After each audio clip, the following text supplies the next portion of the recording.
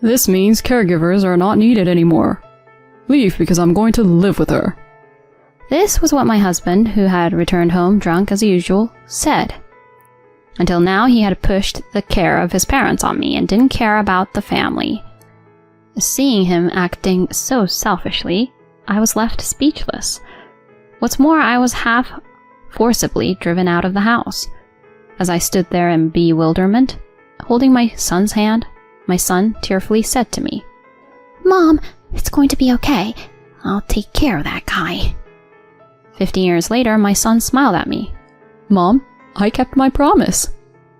As a result of my son keeping his promise to me, my ex-husband ended up in a terrible situation. My name is Violet. I'm a 36-year-old office worker. I live with my husband, Dean, and son, Trevor. Dean and I were college classmates, and we became close after attending the same seminar. We continued our relationship after graduating from college and got married a few years later. As a couple, we have been together since our college days, so there's no longer excitement or the feeling of butterflies in stomachs. However, I felt a sense of comfort in being able to maintain a friendship-like relationship indefinitely. I got pregnant shortly after getting married and gave birth to our son, Trevor. Both Dean and I were completely smitten with our son. Furthermore, Dean suggested, "Let's buy a bigger house for our growing family." And so we bought the house. I felt an almost frightening level of happiness, like something out of a movie. I wish this happiness could last forever. However, this happy life would gradually begin to crumble. One day, Dean suddenly said, "I need to take care of my parents, so they will be living with us." I was shocked by the suddenness of this. "Even if you say that suddenly, are your parents okay with it?" That's all I could say. However, Dean simply replied, "I've already made up my mind," and started watching TV. He had always been a bit domineering from the beginning of our relationship. Once he decided something, he wouldn't listen to anyone, so he would proceed with the discussion about living together on his own. I felt that arguing any further would be pointless, so I reluctantly accepted the idea of living together. Fortunately, both of my in-laws were good people and treated Trevor kindly. My mother-in-law even apologized to me, saying, "I'm sorry for the abrupt decision. I even considered a senior care facility, but Dean insisted on taking care of us at our house because it's his childhood home." I still think it was Dean's own decision. But even when we started living with his in-laws, Dean didn't help with caregiving. "Caring for her husband's parents is the wife's job." That was his argument. Things started feeling a bit strange since he unilaterally decided on living with his parents. Despite being somewhat domineering, he had generally been kind, but gradually his words and attitudes towards me became colder. "Hey, hasn't my shirt been ironed yet? Make sure you do it by tomorrow. Last night's dinner, the meat was too scarce. You should know my taste better." He started to complain about various small things that he had never mentioned before, one after another. His change in attitude wasn't limited to just me. He became colder towards Trevor, whom he had adored. In the past, when Trevor returned from school, "Did something fun happen at school?" I used to listen to him, asking questions like that. However, when Trevor tried to speak to him, "Dad, something happened at school today," Dean would respond, "Shut up. I'm watching soccer now. Don't bother me," he said coldly. As such things continued, Trevor became completely withdrawn, no longer initiating conversations with Dean. I felt sorry for Trevor and made an effort to listen to my son's stories, no matter how busy I was. However, I also had a job to attend to. Balancing work, house chores, child rearing, and caregiving was quite challenging. Naturally, I couldn't provide care for my in-laws while at work, so there were days when I had to rely on a caregiver during my working hours. On the days when the caregiver didn't come, I rushed home during my work breaks to provide care for my in-laws. Afterward, I managed to handle all the household chores for everyone. Every day I was completely exhausted. And to be honest, I was quite drained. During this time, Dean started going out to drink more frequently, and he began to come home reeking of alcohol and perfume. If you have time to go out drinking so often, can't you help with the household chores? In response, my husband shouted angrily, Shut up. Men have social obligations, you know. You say it's a social obligation, but you didn't go out this often before, right? Besides, the decision to live with your parents was something you decided on your own, so shouldn't you cooperate a little? I've been saying it for a while. Housework, childcare, and taking care of my parents are the wife's responsibilities. At this rate, the argument between Dean and I was unbearable. There's nothing more harmful to a child than seeing their parents argue. I tried to express my opinions to Dean when Trevor was asleep, and I avoided complaining about him in front of our son. However, Trevor was already 10 years old. He must have sensed various things. One day, Trevor said these kind words to me. Mom, are you okay? You seem a little down lately. Is it hard to take care of Grandma and Grandpa? If there's anything I can do to help, I'll help too, okay? Trevor's words almost brought me tears, but I couldn't show my weakness. Thank you, Trevor. You're so kind, but don't worry about me. Was school fun today? I tried to keep the conversation light, so as not to burden my son. For Trevor's sake, and for my own, I had to stay strong. I reminded myself of this every day. Meanwhile, Dean's behavior took a turn for the worse. He began going to drinking parties more frequently, sometimes not coming home for days. He even stopped contributing to the household finances. I had reached my breaking point. Something had to change. Just as I was contemplating this, my in-laws' health deteriorated, and they passed away one after another. It was as if my father-in-law was chasing after my late mother-in-law. Caring for them had been challenging, but losing my kind in-laws filled Trevor and me with sadness. Even in times like these, Dean continued to go out drinking and didn't even help prepare for the funerals. I reluctantly took charge of the funeral preparations. Things finally came to an end, and one day while I was at home resting, the kind-hearted Trevor approached me. Mom, you've worked so hard, he said, patting my shoulder. At that moment, Dean returned home, and he seemed drunk again. I had a bad feeling about this. Trevor, go to your room. I told him to stay in his room. Dean stood in front of me and abruptly said, Now, we don't need any more caregivers. The only reason I haven't divorced you until now is because I needed someone to care for them. Huh? What do you mean by don't need? Exactly what it sounds like. I'm going to live here with my new girlfriend, and we'll get married soon. You both need to leave. What is this all of a sudden? Do you even know what you're talking about? I was in disbelief.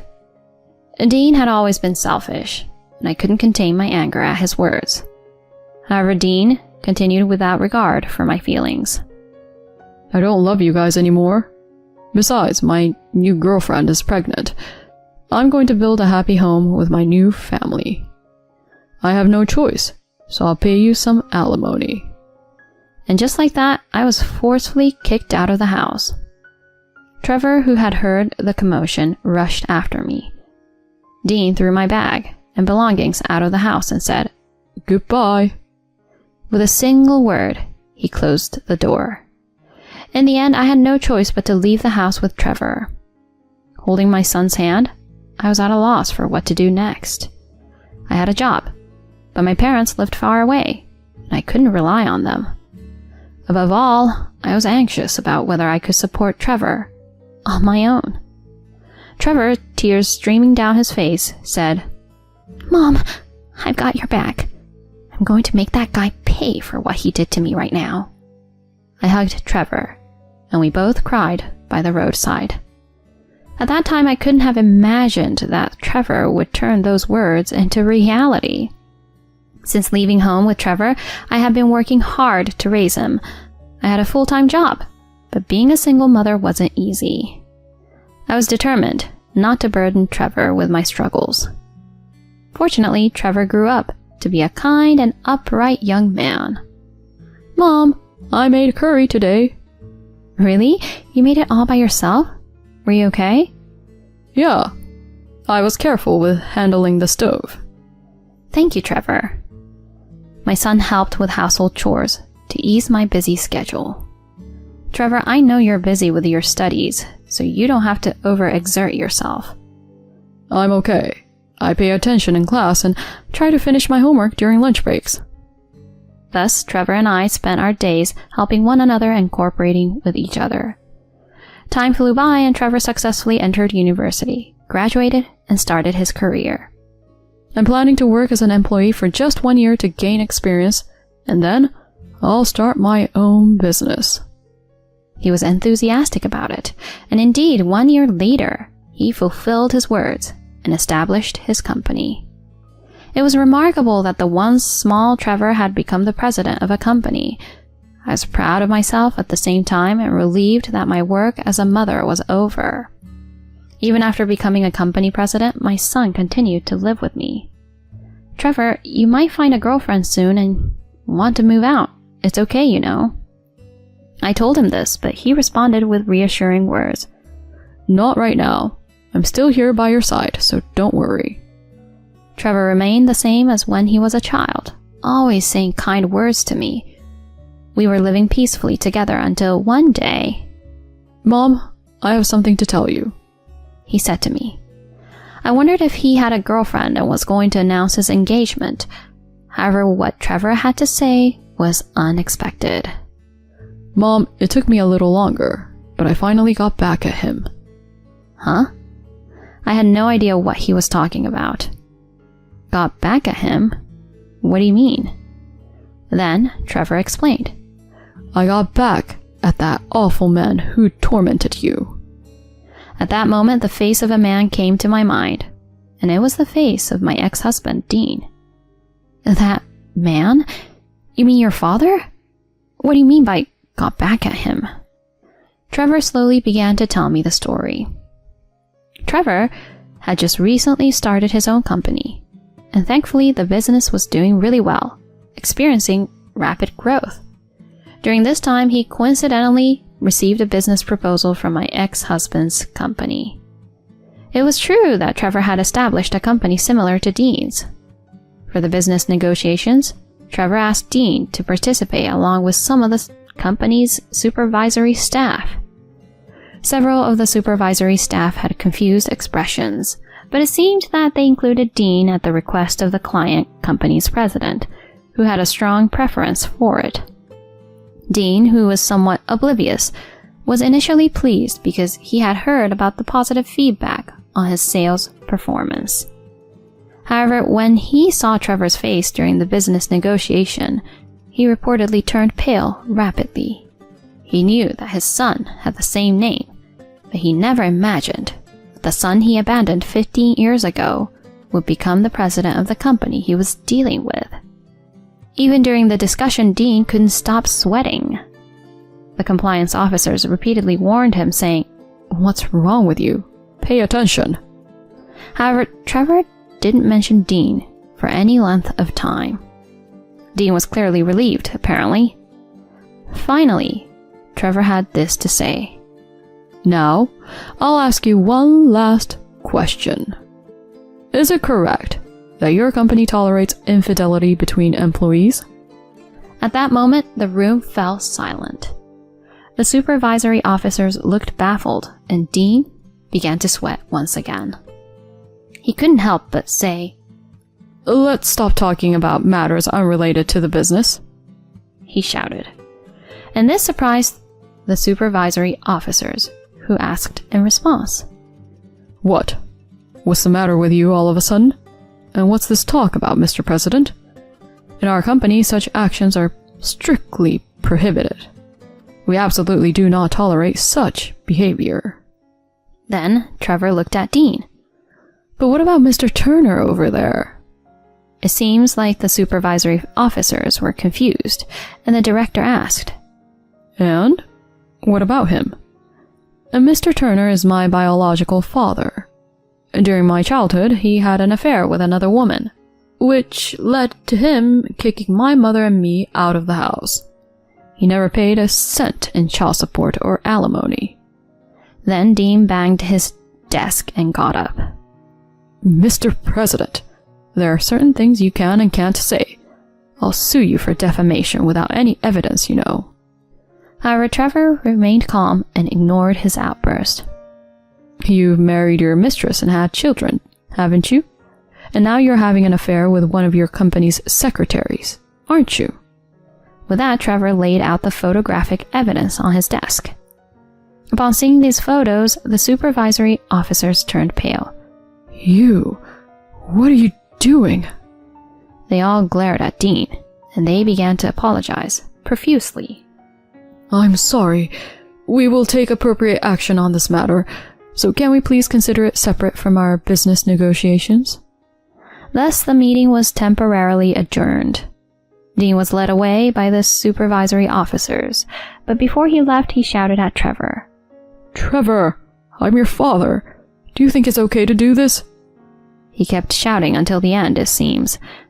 After hearing from my son, I was in a state of shock. I couldn't believe something like that had happened. So I voiced the question that was on my mind. But why did you know that your father was cheating or not paying child support or alimony? And I never told you about the affair. I even lied about how much money I received from your father to make sure you didn't feel unloved. I never talked about your father's terrible behavior.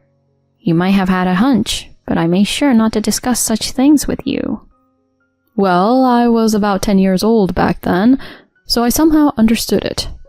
Plus, I happened to find your old diary. Huh? Diary? Yeah, and it had this written in it.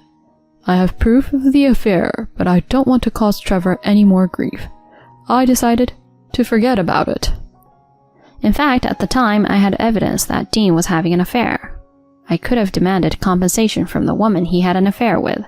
However, I only wanted to think about the future with Trevor. I didn't want to become a vengeful person, demanding compensation from the other woman or pressuring Dean for child support, showing that side to Trevor. So I chose to give up on all of those claims. I was in disbelief that Trevor knew about those things. To which Trevor continued. It took time to get back at that man, but now it's okay. I put him through hell instead of you doing it, Mom. You might not have wished for revenge, but I couldn't forgive him. I burst into tears at the thought of Trevor. Thank you, Trevor. Having said that, I held my son's hand. Afterward, it seems that Dean received a demotion and was transferred to a rural area as a result of this incident.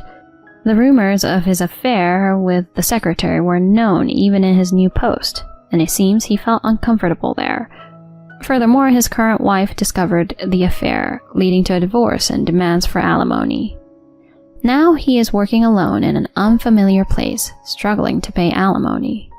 It appears that even the secretary, his affair partner, left the company promptly, showing that she might not have been genuinely serious about him.